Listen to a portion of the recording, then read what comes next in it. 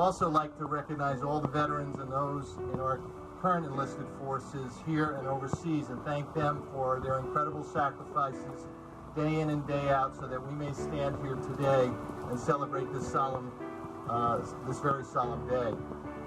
To remind you of why we are here today, I want to now call up a veteran from our own community of the Vietnam War, Bill Smith, who has also served our community in many ways for many years as our councilman and counsel. And he will read the significance of Memorial Day. The significance of Memorial Day. Americans across this nation and citizens located around the world will pause today from their busy lives to observe what is now known as Memorial Day. This day of remembrance and thanks began in 1868 when General John A. Logan, the Commander-in-Chief of the Union Veterans Group known as the Grand Army of the Republic, issued a decree that May 30th henceforth should become an annual nationwide day of commemoration for the more than 620,000 soldiers that had just died in the Civil War.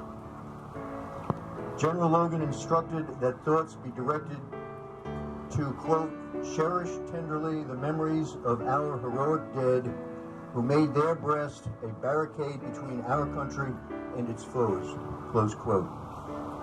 Since its first official observation in 1868, when it was called Decoration Day, as the graves of the fallen soldiers were decorated with spring flowers, it has been a day of remembrance for those who sacrificed and died in our nation's service.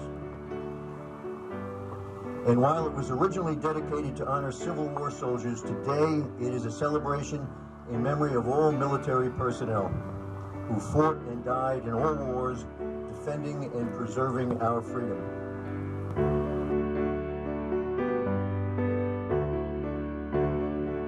He patrolled our east coast waters, transporting crews and recovering downed planes.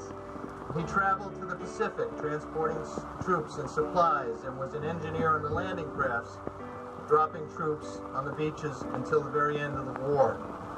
He returned home to Paterson, New Jersey, and subsequently moved to Franklin Lakes and had a very successful career at PSE&G.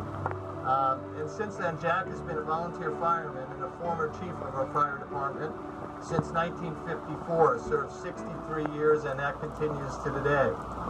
He's still active in the firehouse, as you say, Jack, right? And a true spirit of that group. And one that is really in our community respected and loved by all.